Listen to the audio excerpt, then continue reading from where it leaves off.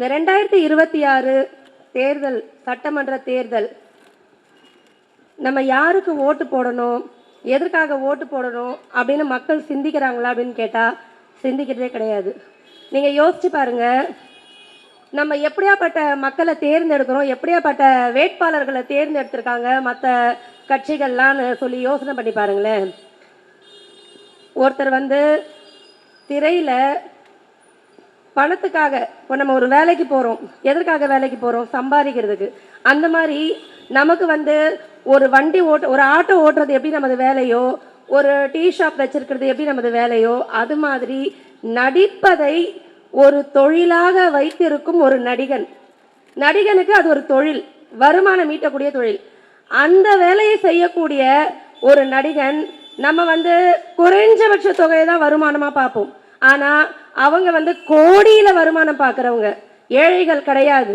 நம்ம அன்றாடம் சம்பாரித்து 200 ரூபாய் 300 ரூபாய் டிக்கெட் வாங்கி திரையில் போய் அந்த படத்தை பார்த்தா தான் அவங்களுக்கு கோடிக்கணக்கில் வருமானம் போகுது. ஸோ நம்ம அவங்களுக்கு முதலாளிகள், மக்கள் நம்ம அவங்களுக்கு முதலாளிகள். ஆனால் நம்ம அவங்கள தேர்வு செய்கிறோம் நம்மளை ஆட்சி செய்கிறதுக்கு. அவங்களுடைய ஆட்சி எப்படி இருக்கும்ன்றது இந்த மக்கள் யோசிக்கிறாங்களேன்னு கேட்டால் கிடையாது. அவங்க 150 ரூபா டிக்கெட்டை 3000 ரூபாய்க்கு விற்கிறாங்க. 3000 ரூபாய்க்கு விற்று பிளாக்ல விற்று அதுக்கான பணத்தை பார்க்குறாங்க. அதை பற்றி யோசிக்கிறாங்களா மக்கள்? கிடையாது. ஏன்னா திரை கவர்ச்சி. படத்தில் பணத்தை வாங்கிட்டு அவன் ஒரு 10 பேர் அடிக்கிறான். நிஜத்தில் எங்கேயாவது எதிர்த்து கேட்பாரா? அவருடைய படம், ஜனநாயக படம் திரைக்கு வரலன்ற ஒரு பிரச்சனையை அவர் தனிமையாக நின்று தீர்த்து கொள்ள முடியாத அளவுக்கு ஒரு கோழை அவர். ஆனால் அவரை இந்த மக்கள் நம்புகிறாங்க. இந்த நாட்டை அவர் பாதுகாப்பார், அவர் முதலமைச்சர் ஆவார், முதலமைச்சர் ஆகிட்டு இந்த நாட்டு மக்களுக்கு நல்லது செய்வார் அப்படின்னு நினைக்கிறாரு. தன்னுடைய படத்தை 150 ரூபா டிக்கெட்டுக்கு கூட விற்காம 3000 ரூபா டிக்கெட்டுக்கு விற்கக்கூடிய ஒரு சுயநலமிக்க ஒரு மனிதர் உங்களுக்கு நல்லது செய்வாருன்னு நீங்க நினைக்கிறீங்களா? சொல்லுங்க, நீங்க நினைக்கிறீங்களா? அப்படியாப்பட்ட ஆளை நீங்க எப்படிங்க நீங்க ஒரு தலைவனாவோ, ஒரு வேட்பாளராகவோ, ஒரு அரசியல் கட்சி தலைவராகவோ எதுவுமாவே அவர் ஏத்துக்க முடியாத நிலைமையில நீங்க எப்படி அவர் பின்னாடி ஓடுறீங்க கூட்டமா? எந்த பக்கம் அந்த ஆள் வந்தாலும் எங்க பார்த்தாலும் ஈமிக்கிற மாதிரி ஒரு கூட்டம் போகுது. அதை நினைக்கும் போது நம்மளை நினைக்கும் போது நம்மளுக்கு கேவலமா இருக்கு. என்னடா நம்ம மக்களுக்கு இவ்வளவு கூட ஒரு அறிவு இல்லாம போயிடுச்சே அப்படின்னு நினைக்கும் போது ரொம்ப ரொம்ப ரொம்ப ரொம்ப கேவலமா இருக்கு. இன்னொரு பக்கம் ஆட்சி அதிகாரம், அதாவது சுதந்திரம் வாங்கின இந்தியால இருந்து இப்ப வரைக்கும் நம்மளை ஆண்டுகிட்டே இருக்காங்க இந்த திமுகவும் அதிமுகவும். அவங்க நல்லது செய்யறாங்களா? அவங்களுடைய பொருளாதாரம் எப்படி இருக்கு பாருங்க. கலைஞர் இந்த நாட்டுக்கு, தமிழ்நாட்டுக்கு வரும்பொழுது அவருடைய சொத்து மதிப்பு என்ன? இப்போ அவருடைய குடும்பம், அவங்களுடைய சொத்து மதிப்பு என்ன? இதெல்லாம் எந்த மக்களாவது யோசிக்கிறோமா? நம்ம என்னைக்காவது யோசிக்கிறோமா? இப்ப உலக பணக்காரர்கள் பட்டியல்ல அவங்க 3வது இடத்துல இருப்பாங்க. யோசிச்சு பாருங்க, இவ்வளவு பணம் எப்படிங்க வந்துச்சு? ஒரு முதலமைச்சரால இவ்வளவு பணம் சம்பாதிக்க முடியுமா? இதெல்லாம் ஏன் யோசிக்க மாட்டீங்க? உங்களுடைய பணம். ஒரு தொகுதிக்கு, ஒரு எம்எல்ஏக்கு ஒரு வருஷத்துக்கு 5 கோடி ரூபாய் நிதி வருது. அந்த தொகுதியுடைய மேம்பாட்டுக்கு, அந்த தொகுதியுடைய பிரச்சனையை தீர்க்கிறதுக்கு. அந்த 5 கோடி ரூபாய் நிதியை இந்த தொகுதியில எந்த ஒரு எம்எல்ஏவாவது சரியா பயன்படுத்தி இந்த பகுதியை மேம்படுத்தியிருக்காங்களா? சீரமைச்சிருக்காங்களா? அப்போ 5 வருஷத்துக்கு 25 கோடி வருது இல்லையா உங்களுக்கு? சொல்லுங்க, எந்த ஒரு எம்எல்ஏ 25 கோடியை அந்தந்த தொகுதிகளுக்கு சரியா பயன்படுத்தினாங்கன்னு ஒருத்தரை சொல்லுங்க. திமுகவா இருக்கட்டும், அதிமுகவா இருக்கட்டும், காங்கிரஸா இருக்கட்டும், பிஜேபியா இருக்கட்டும், யாரா வேணாலும் இருக்கட்டும், கூட்டணி கட்சிகள் யாரா வேணாலும் இருக்கட்டும், ஒரு எம்எல்ஏவை சொல்லுங்க.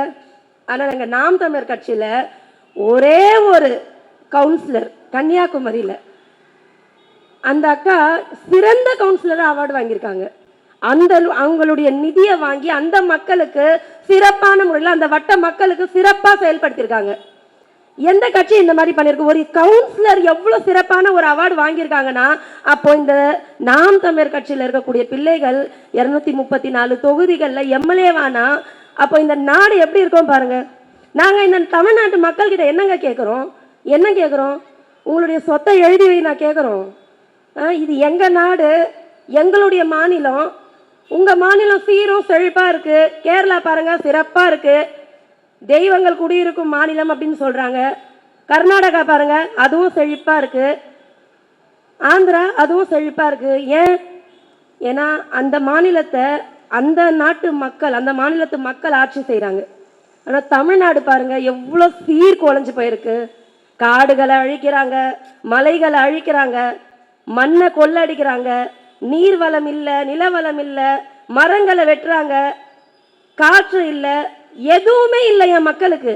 நீங்கெல்லாம் இந்த நாடு வந்து சுடுகாடாக மாறிடுச்சுன்னா, தமிழ்நாடு சுடுகாடாக மாறிடுச்சுன்னா நீங்கெல்லாம் தாராளமாக உங்களுடைய மாநிலத்துக்கு போயிடுவீங்க. நீங்களாம் உங்கள் மாநிலத்துக்கு போயிடுவீங்க. நாங்கள் எங்கெங்க போவோம்? எங்களுக்கு இது ஒன்று தானே இருக்குது நாடு. தமிழ் மக்களுக்கு தமிழ்நாடு ஒன்று தானேங்க இருக்கு. இதை சுடுகாடாக ஆக்காதீங்க. 60 வருஷமா நீங்க ஆட்சி செஞ்சு கொள்ளையடிச்சு கோடி கோடியா பணத்தை சேர்த்து வச்சிருக்கீங்க. இதுக்கப்புறமாவது விட்டு ஒழிச்சிட்டு போங்களேண்டா. நீங்க எதுக்குடா என் நாட்டை அப்படி பிடிச்சிட்டு சாவுனீங்க? எங்க அம்மா அப்பா எங்க தாத்தா பாட்டி எல்லாம் தப்பு பண்ணிட்டாங்க. அவங்களுக்கு வேற வழி இல்லை, அறிவு இல்லை, படிப்பு இல்லை. அவங்க தெரியாம உங்களை தேர்வு பண்ணி உங்களுக்கு ஓட்டு போட்டு எங்களை இந்த நிலைமைக்கு ஆளாக்கி வச்சிருக்காங்க. நாங்களாவது இனி வரும் சந்ததிகளுக்காகவாவது இந்த கட்சியில ஒரு மாற்று அரசியலை ஏற்படுத்தணும்.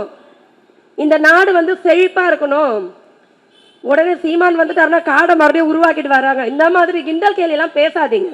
ஆனா இருக்கிற காடையாவது பாதுகாப்பாரு. எங்க அண்ணன் வந்தா மலை வளத்தை பாதுகாப்பாரு, நீர் வளத்தை பாதுகாப்பாரு, மக்களுக்கு தூய்மையான குடிநீரை கொடுப்பாரு. உங்களுக்கு குறைந்தபட்ச காற்று கிடைக்கிறதுக்கு காரணமே நாம் தமிழர் கட்சி பசங்க நட்ட மரங்கள் தாங்க இருக்கும். நாங்க 5 வருஷத்துக்கு முன்னாடி நட்ட மரங்கள் இங்க இருக்குது பிரிக்லிங் ரோடுல. இப்போ சின்ன சின்ன கண்ணுங்களா நட்டோம். இப்போ பெரிய பெரிய மரங்களா இருக்கு. அந்த தெருவுக்குள்ள போகும்போது எவ்வளவு ஒரு மன திருப்தி, எவ்வளவு ஒரு ஆனந்தமா இருக்கு தெரியுங்களா? அப்போ நீங்க யோசிங்க, கேரளால ஒரு மரத்தை வெட்டா 100 மரத்தை நடணும். இதுதான் அங்க சட்டம். இந்த தமிழ்நாட்டில் அப்படி இருக்கா? இந்த தெருவில் எத்தனை மரம் இருக்கு பாருங்க.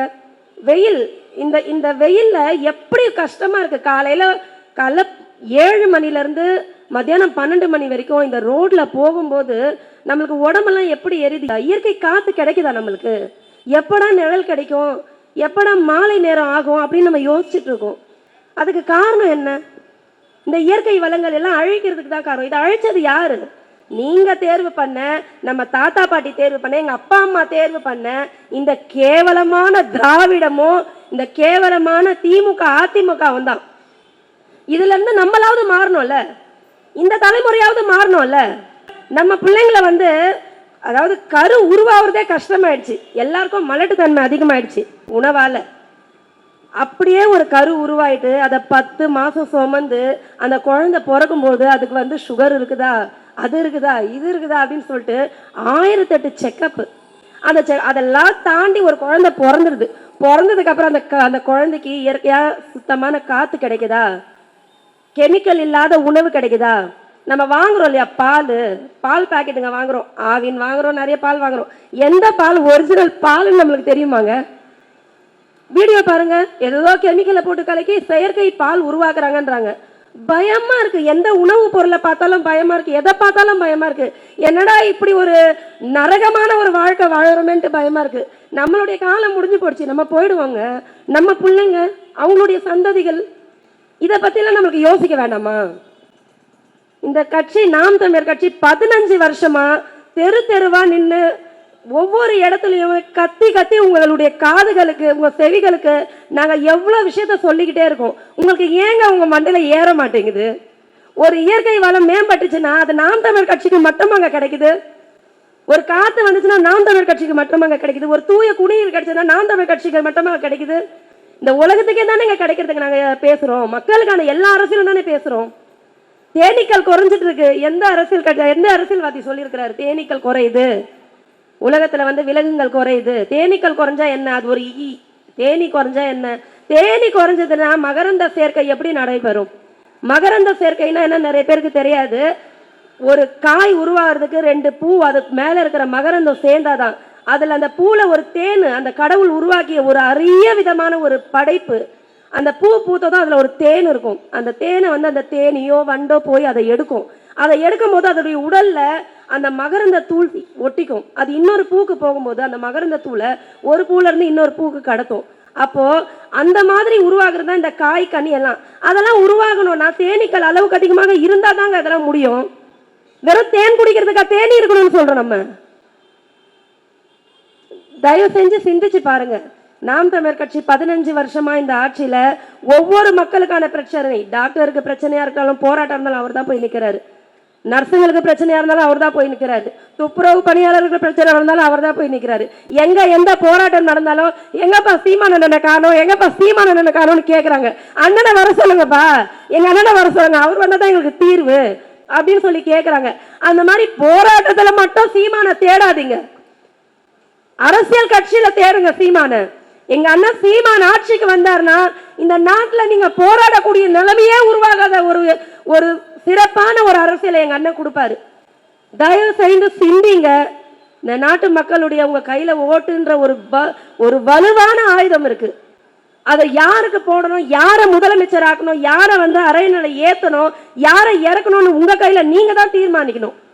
வெளிநாட்டுல 2 நாடுகளுக்கு சண்டை நடக்குதுங்க, ஆனா இங்க நம்மளுக்கு கேஸ் தட்டுப்பாடு ஆகுது, இங்க நம்மளுக்கு நல்ல நகை விலை ஏறுது. அதுக்கு காரணம் என்ன? அந்நிய நாட்டில இருந்து நம்ம பொருள்களை இறக்குமதி பண்றது தாங்க அதுக்கு காரணம். நம்ம நாட்டுல ஏன் நம்ம எதையுமே சார்ந்து இருக்குல்ல. எங்க அண்ணன் வாய்கீழே கத்துறாரு பயோகேஸ் பயோகேஸ்ன்னு சொல்லி. எரிவாயில இருந்து குப்பையில இருந்து மக்குற குப்பையில இருந்து கேஸை உருவாக்கலாம் எவ்வளவோ திட்டங்கள் வச்சிருக்கிறாரு. அந்த நாட்டில இருந்து நீங்க கச்சா எண்ணெயை அதை பிடிச்சிட்டு இருக்கிறதால தானே அந்த நாட்டில் சண்டைன்னு வரும்போது உங்களுக்கு கேஸ் தட்டுப்பாடு ஆகுது, உங்களுக்கு சாப்பாடுக்கு தட்டுப்பாடு. இப்போ உணவு இல்லை, விவசாயம் இல்லை, எல்லாத்தையும் நீங்க அழிக்கணும்னு நினைக்கிறீங்க. அப்போ விவசாயமே இல்லாம உணவை கூட நீங்க இறக்குமதி பண்ற நிலைமை வந்துச்சுன்னா நாளைக்கு உணவே அவன் தரமாட்டேன்னு சொல்லிட்டானா நீங்க எல்லாம் என்ன பண்ணுவீங்க சொல்லுங்க? என்ன பண்ணுவீங்க? செத்து தான் போகணும். தண்ணி இல்லைனாலும் சாகணும், உணவு இல்லைனாலும் சாகணும், காத்து இல்லைனாலும் சாகணும்.